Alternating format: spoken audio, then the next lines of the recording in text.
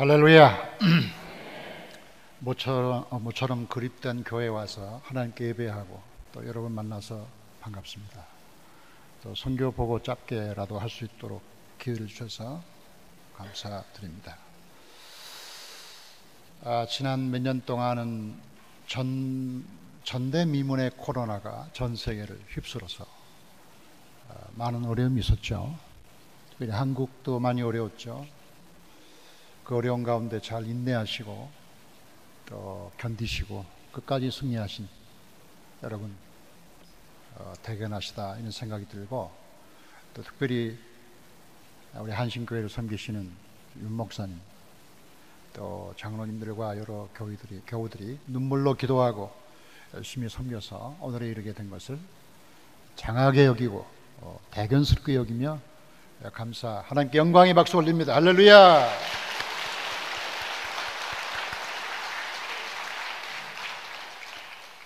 이번에 제가 사실은 책을 낼 목적으로 왔다가 붙잡혔습니다.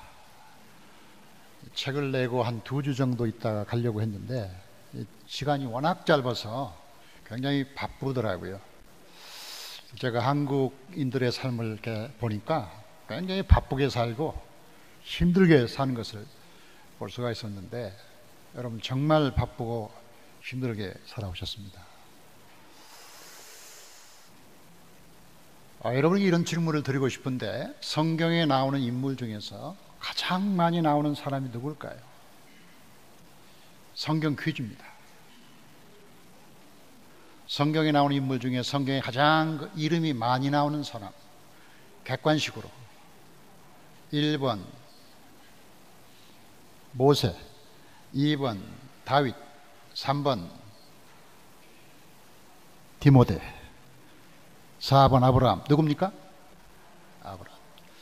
이 아브라함이 성경에 287번 나온다 그래요. 그 숫자는 다윗과 모세를 합친 만큼 되는 거예요. 굉장히 많이 나오는 거죠. 왜 이렇게 아브라함의 이름이 많이 나올까?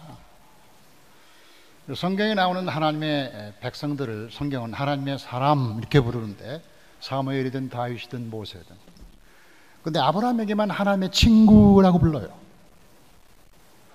왜 하나님은 아브라함의 하나님의 친구라고 아브라함에게만 그렇게 부를까?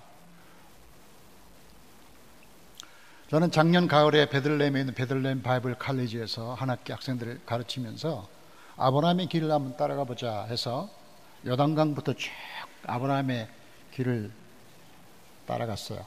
성경에 기록된 대로 한번 가보자. 엄청 고생을 많이 했지만 그걸 통해서 제가 발견한 건, 아브라함이 갔던 길은 아브라함 자신만의 길이 아니라 우리 모든 성도들의 길이구나, 우리 모든 인간의 길이구나 하는 것을 깨달을 수가 있었습니다. 저는 아브라함이 갔던 길을 통해서 지나간 우리의 길을 되돌아보고 또 우리가 가야 될 길을 한번 생각해보는 이 귀한 시간에 하나님께 영광, 여러분에게 축복이 되기를 간절히 축복합니다. 창세기 12장에서 하나님이 아브라함을 먼저 불렀죠. 12장에서 갈대아 우르에 있는 아브라함을 본토와 친척과 아비집을 떠나 내가 네게 지시할 땅으로 가라, 이렇게 해서 아브라함을 불렀지 않습니까?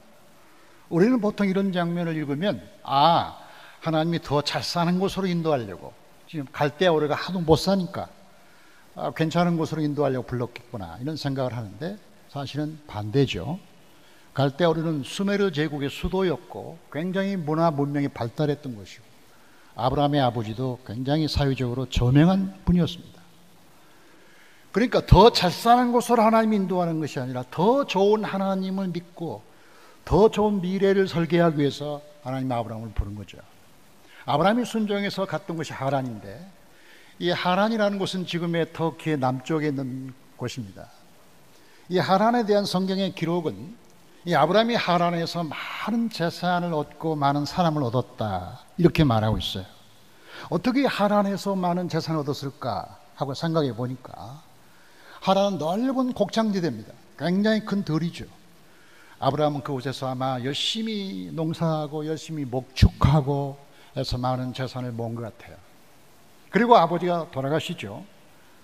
잠깐 한 박자 쉬었다가 결국 하나님의 부름을 따라 요단강 건너 이스라엘 땅으로 들어오는데, 그러면 어디 길로 들어왔을까를 살펴보면, 그 여러 가지 고대 문헌을 통해서 살펴보면 이 아브라함이 들어왔던 길은 지금의 요단강을 건너 베시안이라는 곳을 지나서 가장 먼저 쇠겜이라는 곳에 도착했음을 알 수가 있습니다.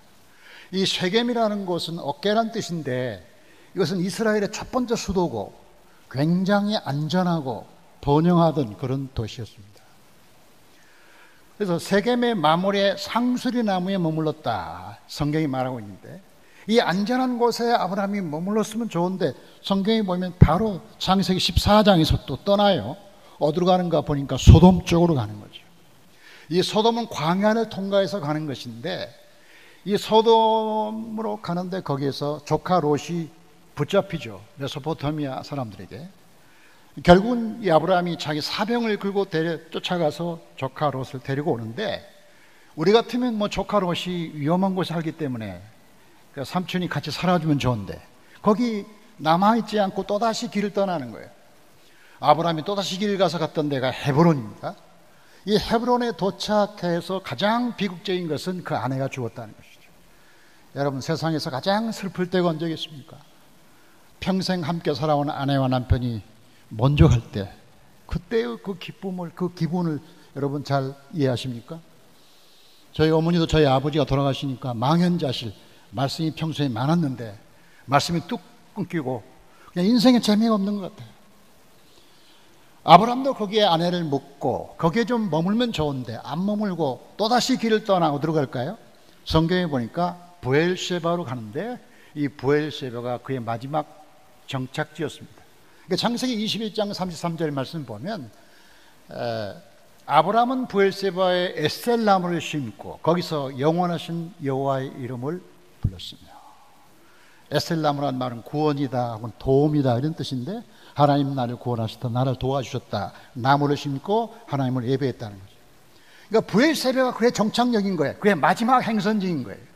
거기까지 가는데 75세에 부름받아 175세에 죽을 때까지 100년 동안을 그는 한 방향으로 길을 가면서 정착하지 않고 계속 길을 가서 마지막에 브엘세바에 정착해요. 창세기 12장 9절 말씀 보면 이 성경에 점점 남방으로 나아가니라, 남방이 어디냐면 네게부 사막, 지금의 브엘세바라는 것을 알 수가 있습니다. 이 브엘세바에 도착한 아브라함이 거기에서 아들을 낳고 이삭을 낳고, 이삭을 모레산에 바치고, 야곱이 태어나고, 야곱이 하란에 다녀오고, 그리고 70명의 야곱의 후손들이 애굽으로 가고 400년 동안 살다가 출애굽하고 다시 와서 나라를 세우고, 그 나라의 뿌리에서 예수님 태어나고 교회가 탄생하지 않습니까? 그러니까 브엘세바에서 모든 게 다 일어난 거예요. 이 브엘세바의 마지막 목적지를 향해서 쉬지 않고 달렸던 이 아브라함처럼 오늘 우리는 어디 있는가, 그리고 어디로 가는가를 생각해보는 복된 시간 되기를 주님으로 축복합니다. 자, 먼저 우리가 아브라함이 첫 번째 머물렀던 쉐겜이라는 곳을 보면, 이 쉐겜이라는 건 그리심산과 아베르산이 병풍처럼 둘러싼 매우 안전한 도시, 이스라엘 첫 번째 수도, 이게 쉐겜이었습니다. 그러니까 저게 뭐 외적이 침략해 올 틈이 없는 거예요. 아주 안전한 거예요. 거기 오면 뭐 그냥 웬만큼 방어하는 거죠. 거기쯤 갔으면 아브라함이 불안정한 삶을 살다가 됐구나, 이제 여기 정착하면 되겠다, 우리 같으면 그럴 텐데 거기 정착하지 않고 또다시 아브라함이 그것을 떠나게 되죠. 그럼 세겜이 우리에게 주는 영적 교훈이 뭘까? 세겜은 우리에게 안전이라는 것을 가르치고 있습니다. 안전한 곳, 거기 오면 그리심산과 아베르산이 둘러싸가지고 적으로부터 보호해 주는 곳, 넓은 곡창지대, 풍요로운 삶, 이것이 세겜이 주는 이미지였죠. 자, 우리가 인생을 살아가면서 가장 먼저 관심하는 것은 어디가 안전할까? 이 코비드 시대에 우리에게 질문했던 가장 중요한 질문은 어디가 안전한 곳이냐? 2020년부터 코비드가 시작돼서 모든 학교 문을 다 닫고 낯선 아프리카의 시골에 살아갈 때 아무도 한국 사람도 없고 격리된 그런 외로운 곳에서 이거 드디어 내가 이거 죽나 보다, 그런 생각이 들 만큼 되었던 것이죠. 아무것도 할 수 없는 상황에서 내가 글이라도 써야겠다 해가지고 핸드폰에다가 글쓰기 시작한 게 지금 이번에 출판한 이 책의 시작이 되었습니다. 저는 책을 출판하려고 쓴 것이 아니고 외롭고 또 묵상하기 위해서 글을 쓰다 보니까 책이 되고 말았습니다. 자, 그런데 우리 코비드 시대에 우리가 물어야 할 질문은 어디가 안전한 곳이냐? 어디가 안전한 곳입니까, 여러분? 어디 가야 안전하고 어디 가야 코비드로부터 보호받고 어디로부터 어디 있어야 여러분 안 다치고 안 돌아가시고 그런 데겠습니까? 그런 데가 있기는 있는 것입니까? 아프리카에 한 시인이 쓴 시가 참 좋은 시를 남겼는데 그 시가 바로 이런 시입니다. 코로나가 바꾼 세상, 아무것도 아닌 그 하찮은 것에 의해 흔들리는 인류, 그리고 무너지는 사회, 코로나 바이러스라 불리우는 작은 미생물이 지금 온 지구를 뒤집고 있다. 단 며칠이면 충분했다. 확신이 불확실로, 힘이 연약함으로, 권력이 연대감과 협조로 변하는 데는 인간은 다만 숨 하나 쉬는 작은 먼지일 뿐임을 깨닫는 것도, 인간의 업적이라는 것도, 성공이나 행복이라는 것도 어느 한순간 물거품에 지나지 않는다는 것을 깨닫는데 단 며칠이면 충분했다. 단 며칠 동안에 그렇게 많은 사람이 돌아가시고 고난을 겪는 걸 보면 인간이라는 게 약한 존재구나, 먼지구나 하는 것을 깨달을 수가 있습니다. 그렇게 많은 힘을 가진 사람도 힘을 써보지도 못하고, 그렇게 많은 공부한 사람도 그 지식을 써보지도 못한 채 나이가 많은 사람만 돌아가신 것이 아니라 젊은 사람도 부자도 아무 상관없이 죽음 앞에 예외가 없었다. 인간의 가장 큰 문제는 사실 이념도 아니고 사상도 아니고 심지어 종교도 아니고 서로 껴안고 살아가야 될 연약한 존재임을 코로나가 우리에게 가르쳤다. 코로나를 통해서 인간은 연약한 존재구나, 불쌍한 존재구나, 우리 함께 서로 마음을 다하여 껴안고 살아야겠다, 이런 생각을 가지게 됐다면 코로나가 준 훌륭한 교훈이었죠. 왜 하나님이 우리에게 고통을 주실까를 생각하던 어느 날 제가 아프리카 작은 길을 지나는데 이 나무를 봤어요.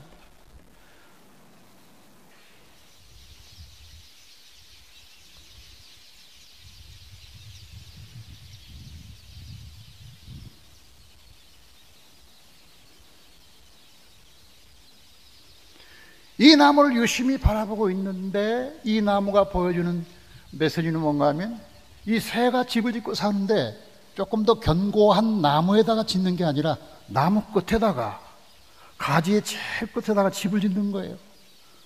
바람 불면 다 막 펄럭펄럭하고 흔들거리고 아주 불안해요. 저 집이 떨어지지 않을까, 왜 집을 저렇게 끄트머리에 짓고 살지 하고서 그 한참 바라보고 있는데 그런 생각이 드는 거예요.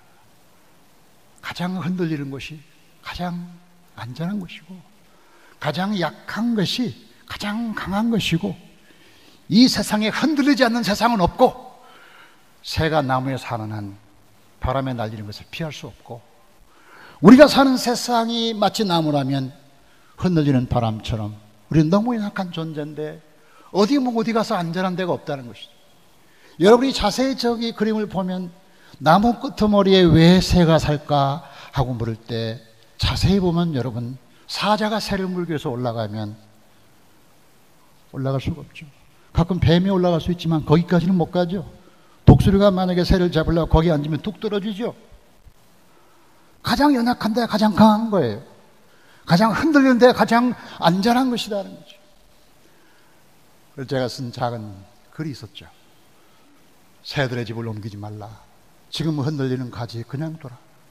너도 흔들리는 가지를 떠나지 말고 그냥 있어라. 새들처럼 흔들리는 가지에서 노래하라. 그렇지 못하겠거든 거기 그냥 있어라. 지금 흔들려야 강해지고 지금 약해져야 연약하기 때문이다. 그래요. 지금 우리가 지금 현재 살아가는 삶이 고단하고 그리고 흔들리고 뭔가 좀 불안정하다면 사실은 여러분은 안정한 곳에 있다. 어떤 사람이 안정하다고 여기는 불안이 없다고 자신만만하겠는가? 많은 사람이 하와이가 안전합니다. 하와이는 아주 좋은 곳입니다 했는데 하와이에 산불 나가지고 많은 사람 다치지 않았습니까? 지리산 골짜기 가면 거기는 안전하겠지. 거기 집 짓고 사는 사람이 수해를 만나 어려움을 겪었다는 얘기를 본 적이 있습니다. 어디가 안전합니까? 성경이 말하고 있습니까? 시편 46편 말하고 있습니까? 여호와의 말씀에 가련한 자의 눌림과 궁핍한 자의 탄식으로 말미암아 내가 이제 일어나 그가 원하는 안전지대에 두리라 하는도다. 안전지대는 따로 있는 것이 아니라 주님이 우리를 놓는 거기가 바로 안전지대고, 주님이 계시는 그것이 바로 안전지대라.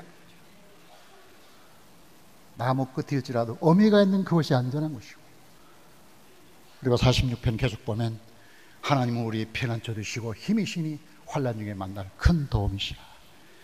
피난처는 따로 있는 것이 아니라 하나님이 피난처시다. 아멘. 하나님이 계신 곳이 피난처고, 하나님 계신 곳이 안전하고, 하나님 여러분을 두신 거기가 아프리카든 남미든 알라스카든 어디든 바로 거기가 안전한 것이고,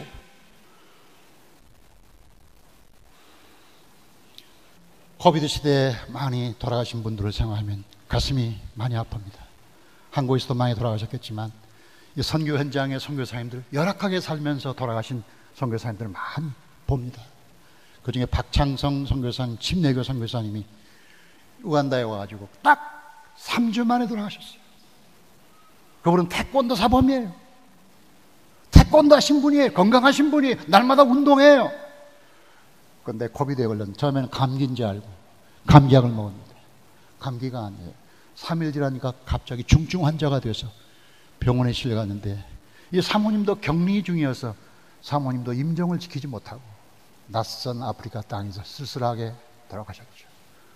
와, 3주 만에 돌아가신 이 선교사를 보면서 어떤 사람이 자신만만하게 나는 오래 살겠다고 말할 수 있겠는가, 그 다음에 우리 차례인지 모르겠다, 그런 생각이 들 정도.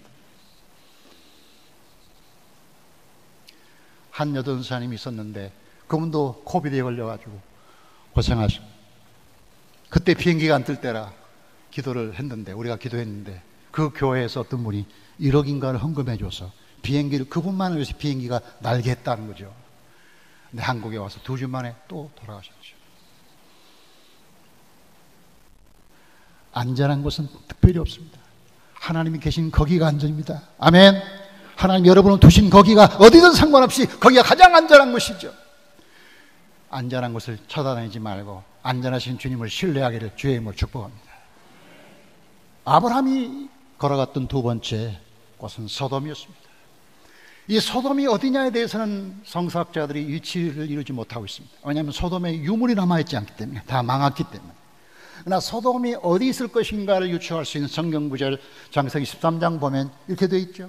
이에 롯이 눈을 들어 요단 지역을 바라본즉 소알까지 온 땅에 물이 넉넉하니 여호와께서 소돔과 고모라를 멸하시기 전이었으므로 여호와의 동산 같고 애굽 땅과 같았더라. 이게 소돔을 추정할 수 있는 자리는 물이 많아야 된다는 것이고, 그게 풍부하고 비옥한 곳이어야 된다는 것이다. 그렇다면 다시 보여주면 저게 아마 저쯤에서 소돔이 있지 않았을까, 이건 제 생각입니다.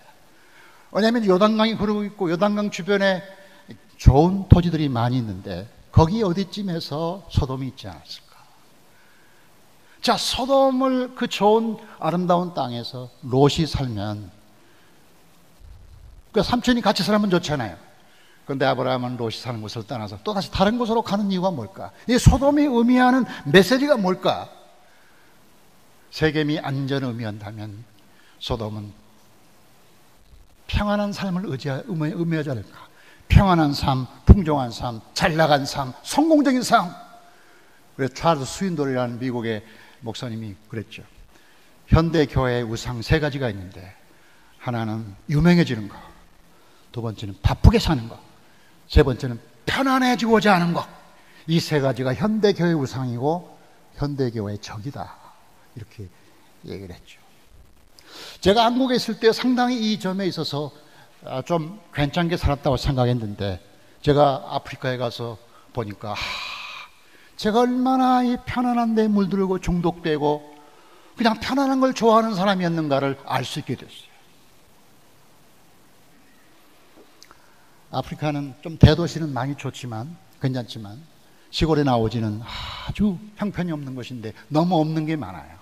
뭐가 없을까요? 우선 물이 없어요. 빗물 받아 살아요. 빗물 받아가지고 그걸로 끓여서 데워서 목욕합니다. 그 다음에 전기가 또 있기는 있죠. 전기가 툭 하면 나가니까요. 툭 하면 나가고. 제일 오래 나갈 때가 17일간 나갔어요. 야, 이제는 기대도 안 해, 이제. 전기 돌아올 기대도 않는 때가 돼. 전기가 17일 나가니까 냉장고 다 못 쓰게 되고, 핸드폰도 못 쓰고. 뭐, 베이커리가 있나, 무슨 뭐, 카페가 있는지, 서점이 있는지, 서점은 사채 속하고요. 무슨, 뭐, 에어컨이 있는지, 밖에는 거의 아스팔트가 안 돼가지고 하루쯤 밖에 나갔다 들어오면 온몸이 흙먼지로 뒤집어 쓰고, 흙먼지를 샤워하기 위해서 물을 데우면 그 물 속에 도마뱀이 나오고, 이렇게 자연과 공존하는 삶을 사는 거죠. 제가 한국에 있으면서 했던 게 뭐겠습니까? 생각해 보니까 설교밖에 한 게 없더라고요. 다른 거 다 남들이 해줘요. 뭐 PPT를 비롯하여 설교 자료 전부 부목사님들이 만들어주고, 운전도 누가 해주고, 이것도 저것도 다 해주고, 저는 앉아가지고 설교만 했던 거예요. 아무것도 못하는 사람이 그곳에 떨어져서 다 자기가 해야 되고, 더구나 코비드 시대에 살아가야 되는 것이 얼마나 힘든지, 얼마나 불편한지. 분당에서 목회하는 사람이 얼마나 불편하겠어요. 근데 시간이 가면서 이런 질문하게 됐어요. 뭐가 진정한 불편이냐? 뭐가 진짜 불편한 것일까? 우리 몸을 불편하게 하는 그것이 불편한 것일까?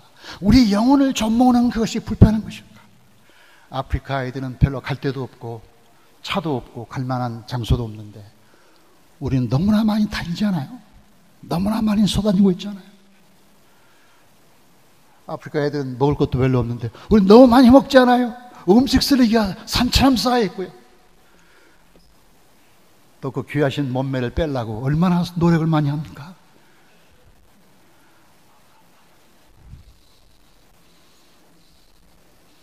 구미 학생들에게 밥을 주는데 제가 한국 돈으로 계산해 보니까 한 끼 한 200원쯤 나오더라고요. 200원쯤. 제가 여기 와서 카페 라떼를 좋아해서 많이 먹는데 하나 카페 라떼가 5,000원이더라고요. 카페 라떼를 홀짝홀짝 마시는 순간, 그 순간 25끼를 먹는 거예요. 우리가.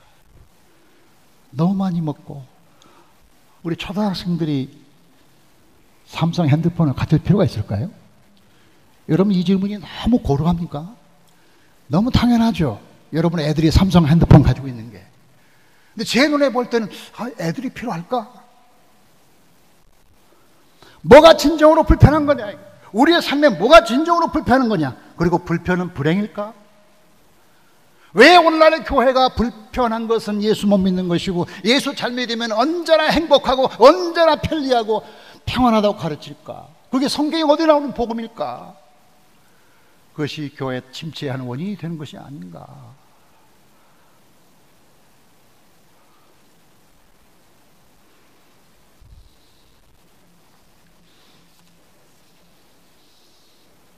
억지로 불편하게 살 필요는 없지만, 우리가 인생을 살아가면서 불편을 겪을 때 잘 감당하고 기쁘게 살고 행복하게 살 수 없을까? 불편할 때 행복하지 않은데 어떻게 평안할 때 행복할 수 있을까?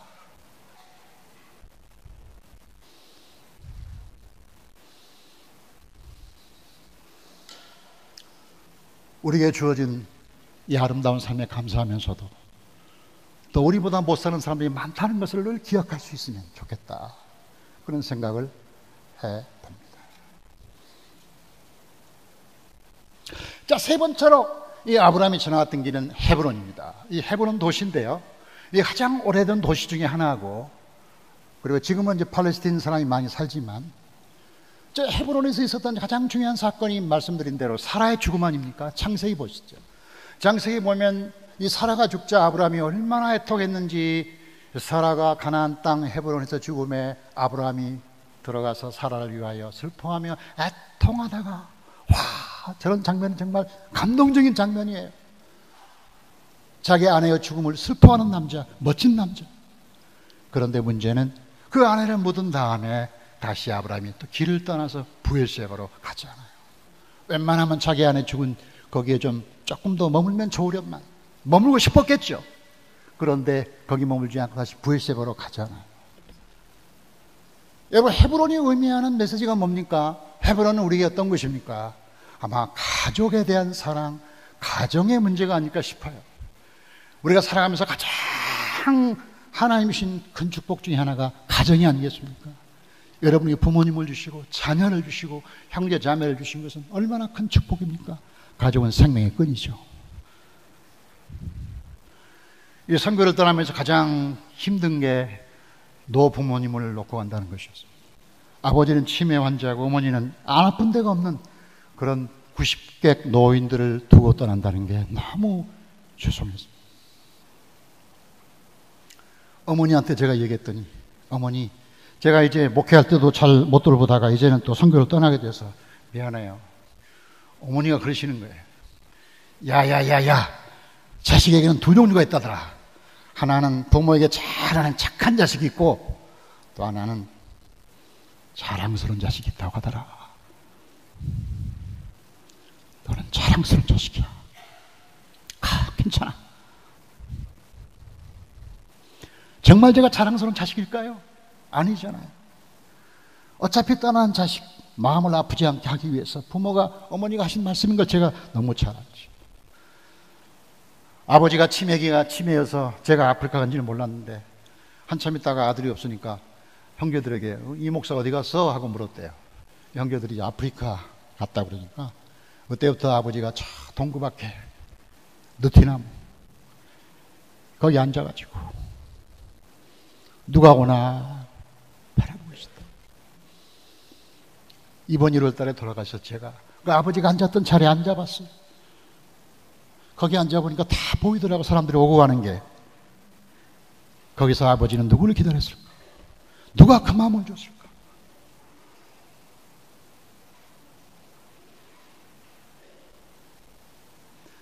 비행기가 뜨고 2년 전에 제가 한번 왔는데 온 식구가 다 모여서 식사하는데 아버지는 완전 치매라 제가 누군지는 몰라요. 제가 누군지 모르는데 한참 식사하다가 저를 빤히 쳐다보면서 이렇게 말씀하시는 거예요. 한약 한자하고 와. 한약이 뭡니까, 여러분? 몸이 약한 사람이 먹는 거잖아요. 한약 한자하고 가. 제가 깜짝 놀랐어요. 아니, 치매 노인이 무슨 아들도 몰라보는데 한약이 왜 나옵니까?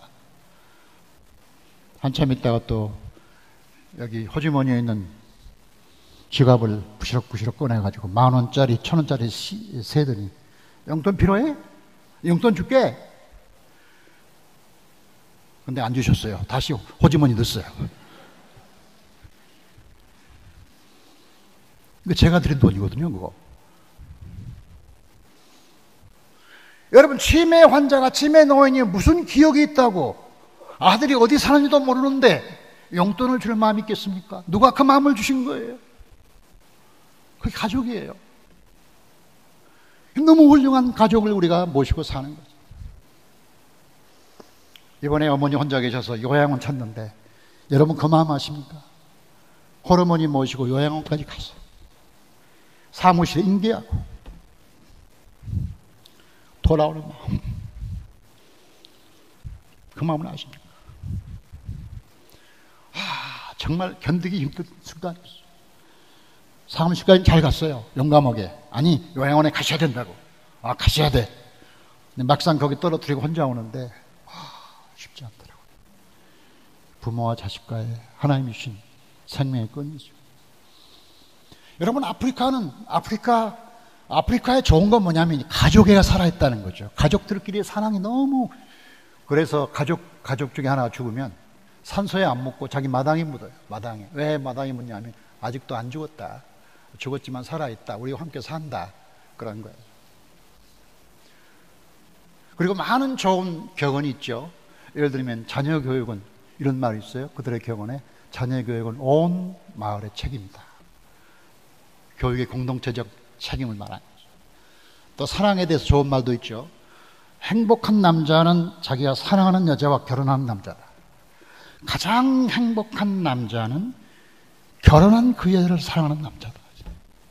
남자들만 아멘. 아멘.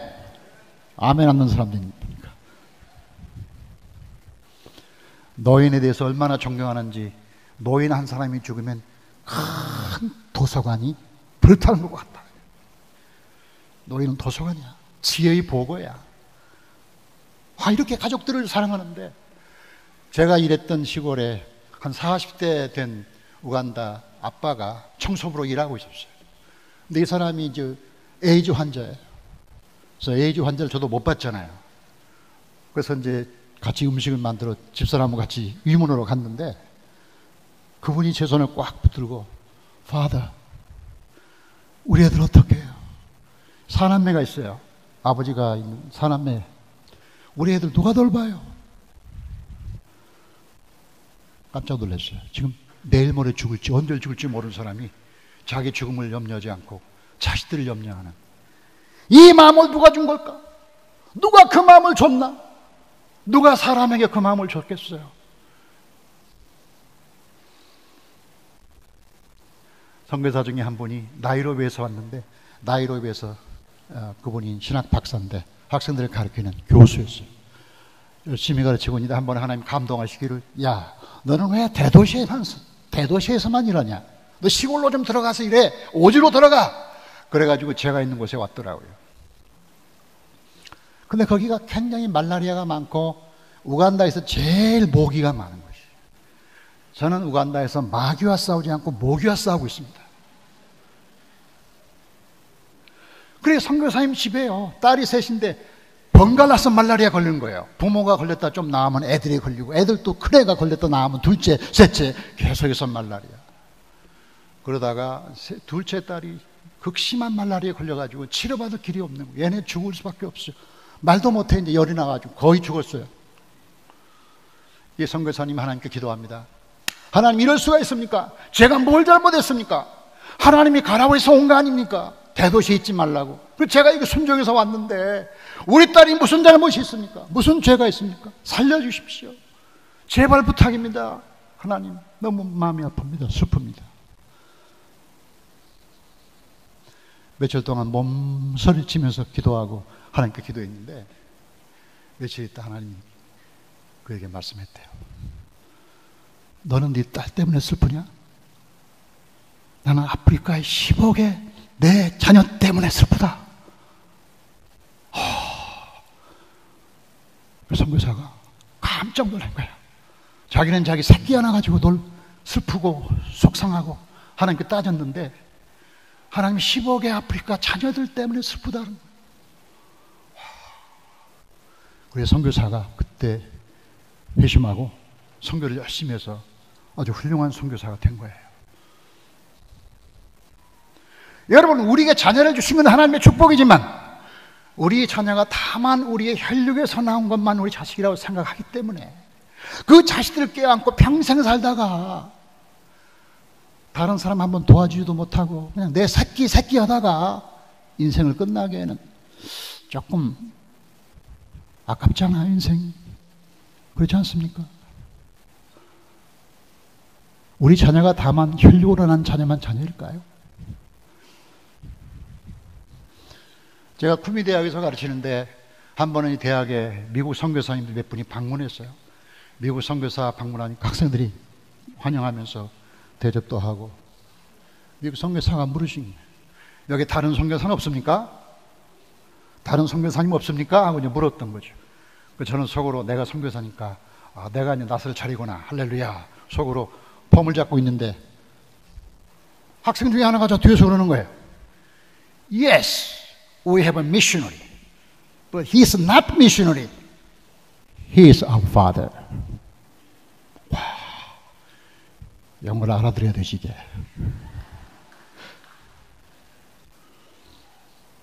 예, 선교사가 있습니다. 있기는 있습니다. 근데 그는 선교사가 아니고요, 우리 아버지예요 라고 말해서 제가 감동받아서 그날 점심은 다 제가 돈을 냈지 않습니까? 그때의 감동은 이루 말할 수가 없어요. 얘들이 나를 어떻게 인식하는가. 나를 보고 아버지라고 불렀어. 제가 장점이 머리가 희기 때문에 가는 곳마다 사람들이 저를 파파라고 불러요. 파파. 아버지라고 부르는 거예요. 만약에 우리 자녀가 다만 우리가 낳은 것만 자식이 아니라 이 세상의 그 많은 사람들이 우리에게 좀 제발 부모가 되어주세요. 우리는 외로워요, 힘들어요, 가난해요 하는 사람을 여러분이 위하여 부모처럼 위하여 사랑해주고 기도한다면 여러분이 아브라함의 삶을 살고 있는 게 아닌가.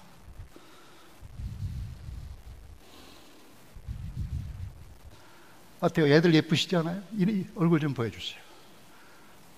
이야, 이빨 빠진 애 좀 보세요. 이게 세 자매거든요.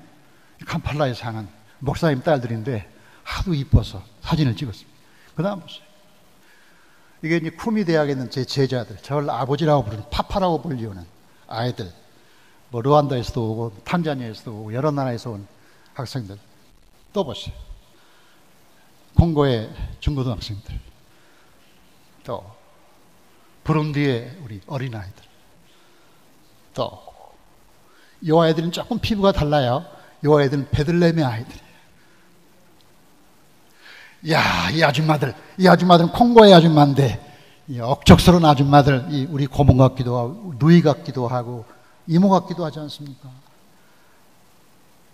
이분은 우리 쿠미에 사는 할아버지인데 우리가 옥수수 한 푸대를 갖다 줬더니 크게 감사해서 크게 좋아서 옥수수 한 푸대 그거 얼마 안 되거든요, 한국 돈으로. 그걸 막 가슴에 품고 기뻐 뛰며 주를 보는 거예요. 수혜를 만난 그 케냐에 사는 할아버지, 우리 동네에 사는 어린 소녀, 이 사람들은 누굽니까? 남입니까? 우리 자식이 아니죠. 물론 우리가 낳지는 않았죠. 그러나 이들도 우리가 하나님의 자녀라고 생각하고 그들에게 좀 뭘 좀 줘볼까라고 생각한다면 여러분은 훌륭한 선교사인 거죠. 선교사는 비행기 타고 멀리 아프리카 가지 않아도 돼요. 그건 특별한 사람만 가는 거예요. 그러나 우리는 선교사가 아니지만 선교적 삶으로 부름받은 거죠. 세상의 모든 사람을 우리가 가슴에 품고 위하여 기도한다면 우리는 훌륭한 하나님의 사람들이 되는 것이죠. 자, 문제는 우리가 사람들을 하나님의 사람으로 받아들이고 가족으로 인식하는 건 중요한데 그들이 가족이라고 생각했다고 해서 그들이 훌륭한 하나님의 자녀는 아니죠. 그들을 하나님의 자녀로 우리가 받을 뿐만 아니라 그들을 가르치고 교훈과 책망과 바르게 함과 의로 교육하기에 유익하도록 그들을 훈련시켜야 되죠. 그게 또 하나의 과제죠.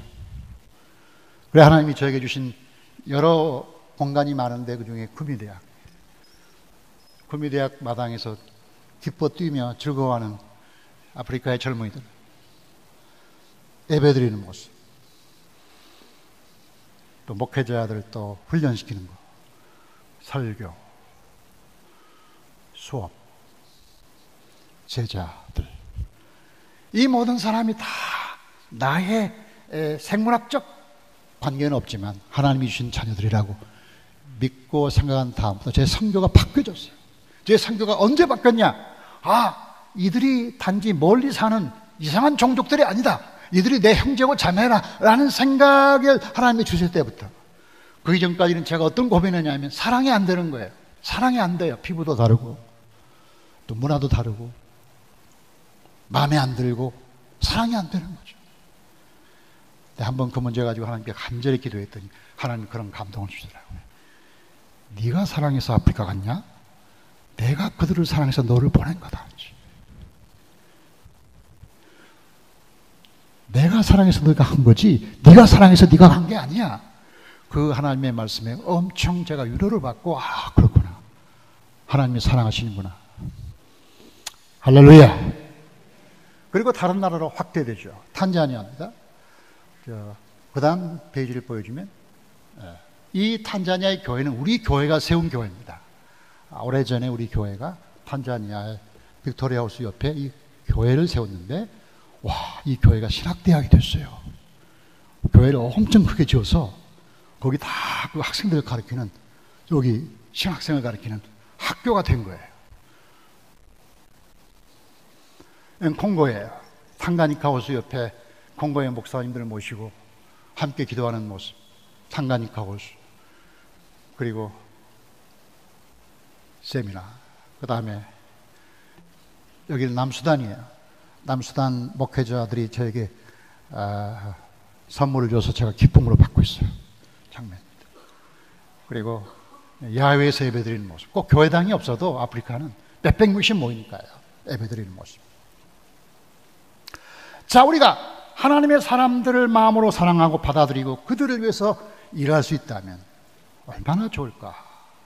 모든 사람을 하나님의 선교사로 부르지는 않았지만 우리 모두는 선교적인 삶으로 부른바. 모든 사람이 아브라함은 아니지만 모든 사람이 아브라함이 가는 길로 가는 거죠. 우리는 어디만큼 와 있는가. 제가 작년에 콩고라는 나라를 갔는데 저는 얼마나 고생했는지 몰라요. 근데 콩고 가서 기쁜 것은 그 작은 마을이 다 예수 믿는다는 거예요. 한 5천 명 이상 사는 마을이 한 사람도 빠짐없이 전부 교회를 나온다는 사실에 제가 놀랐어요. 그래서 제가 어떻게 된 거냐고 물었더니 그 나이 많은 목사님이 얘기해 주시더라고요. 1922년에 노르웨이에서 데이빗이라는 선교사가 그 아내와 함께 선교를 왔는데 워낙 그 미신을 섬기고 하나님을 멀리 지낸 사람들이라 아주 받아들이지 않고 그래서 쫙 동네 밖에 거기서 흙벽돌로 집을 짓고 살았대요. 사람들이 그를 보면 막 돌을 던지고 그랬다고요. 10년 동안 선교했는데 한 사람도 선교를 못한 거예요. 그래서 그러자 이제 자기 아내가 말라리아로 죽어서 아내를 콩고에 묻고 자기 딸이 태어났는데 딸은 미국으로 입양을 보내고 자기는 자기 조국으로 돌아갔어요. 그리고 거의 하나님을 잊었어요. 왜? 너무 실망스러웠어요. 10년 동안 했지만 아무 열매도 없고 아무 전도한 사람도 없고 실망스러웠어요. 근데 미국에 입양한 딸이 어느 날 잡지를 보는데 어떤 스토리가 나오는데 잡지 스토리 읽어보니까 자기 부모 얘기 같아요. 그래가지고 이 딸이 무럭무럭 콩고에 자기 어머니 무덤이 왔어. 그리고 동네를 보니까 다 교회 나가고 전부 크리스찬들이 되어 있거든요. 알고 보니까 그 아버지하고 그 동네하고 사이에 어린 소년 하나가 있었는데 소년이 심부름으로 왔다 갔다 했는데 그 심부름 얻은 소년이 목사가 된 거야. 우리 교회가 전부 전도해가지고 그 지역이 전부 복음화 된 거예요. 그래서 이 딸이 감동해가지고 그 얘기를 들고 노르웨이로 가서 자기 아버지를 만났어요. 아버지, 제가 콩고에 갔더니 이런 일이 있었는데 아버지 선교는 실패한 게 아니에요. 아버지가 뿌렸고 하나님이 거두셨죠. 했더니 아버지가 그 얘기 그만해. 나는 이제 하나님도 못 믿겠다. 너무 실망이 커가지고. 그런데 그 작은 소년 얘기를 듣고 이 목사님이 감동을 받고 다시 회복해서 선교의 길로 나갔다는 거죠. 자, 우리가 어디만큼 왔는지 사람에 따라 다릅니다. 우리가 가야 할 길은 분명합니다. 어떤 사람은 세겜에서 머물거리고 어떤 사람은 소돔에서 머뭇거리고 어떤 사람은 가족 때문에 가족의 정 때문에 어쩔 수 없는 정 때문에 거기 머뭇거리고 다 필요하죠. 필요한데 우리의 마지막 종착점이 부엘세바라는 사실을 늘 기억한다면 우리가 가는 길을 스쳐갈 수 있지 않을까. 세겜에 우리가 안전을 할 필요가 있지만 안전주의에 빠지지 않는다면 소돔에서 우리가 평안하고 행복하고 잘 사는 것이 필요하지만 거기에 빠져서 물질 문명이 되어서 소돔이 망하는 지경까지 가지 않는다면 우리의 자식들을 잘 키우지만 하나님의 가족들이 하늘의 별처럼 땅의 모래처럼 많다는 걸 인정한다면 우리의 남은 생이 더 복되지 않을까요? 우리에게 주신 가족들만 가지고 사는 것이 아니라 더 많은 가족이 있다는 사실을 우리가 인정한다면 그때부터 선교는 시작되고 하나님 나라는 이 땅에 이루어질 줄로 믿습니다. 눈물로 씨를 뿌리면 기쁨으로 거두게 됩니다. 결코 실패가 없으나 목회든 선교든 하나님의 거룩한 일은 결코 실패가 없습니다. 우리가 뿌리면 하나님이 거두시고 우리가 기도하면 하나님이 일하시고 우리가 시작하면 하나님이 마치시고 우리가 가능한 일을 시작하면 하나님이 불가능한 일을 마치시고 우리가 뿌리면 반드시 하나님이 거두십니다. 한신교회 이증표 목사님 때부터 뿌렸던 많은 씨앗들, 그 씨앗은 결코 헛되지 않습니다. 그때 못 거두면 그 다음 세대가 거두는 것입니다. 거룩한 성도 여러분, 우리에게 주신 귀한 사명 잘 감당하고 여러분이 가는 길 주님과 동행하기를 주의 이름으로 축복합니다. 하나님 아버지, 거룩한 주일 긴 여름 지나고 아름다운 가을이 성큼 다가왔습니다. 이 아름다운 계절에 주님께 나와 예배하는 모든 성도들을 축복하여 주시옵소서. 우리의 가는 길이 어디쯤일지 바쁘게만 살지 말고 가끔 우리가 어디 있는지를 돌아보게 하시고 그리고 우리가 어디로 가야 할지를 생각해 보게 하여 주시옵소서. 우리가 가고 싶은 대로 가는 것이 아니라 가야 할 곳으로 가게 하여 주시옵시고, 살고 싶은 대로 사는 게 아니라 살아야 하는 모습대로 살게 하여 주시옵소서. 아브라함이 그의 아들 이삭을 모레산에 바치고 하늘의 별과 땅의 모래 같은 많은 사람들의 열국의 아버지가 된 것처럼 예수님, 하나님이 그의 아들 예수님을 십자가에 못 박고 우리 같은 연약한 사람, 세상의 모든 사람들을 당신의 자녀로 삼으신 것처럼 우리의 가족을 사랑하되 가족주의에 빠지지 않고 더 나아가 전 세계를 가슴에 품는 거룩한 선교적 교회가 되게 하여 주시옵소서. 윤교회 목사님을 강력하게 붙잡으시고 힘을 더하시고 능력을 더하셔서 하시는 목회가 승리하게 하옵시고, 청년과 모든 교우들의 기도가 헛되지 않아 오랜 세월 뿌린 씨앗이 반드시 열매를 맺는 거룩한 민족교회, 한신교회, 세계를 품는 선교적 교회, 한신교회가 되게 하여 주시옵소서. 감사드리고 우리 주 예수 그리스도 이름으로 기도하옵나이다. 아멘.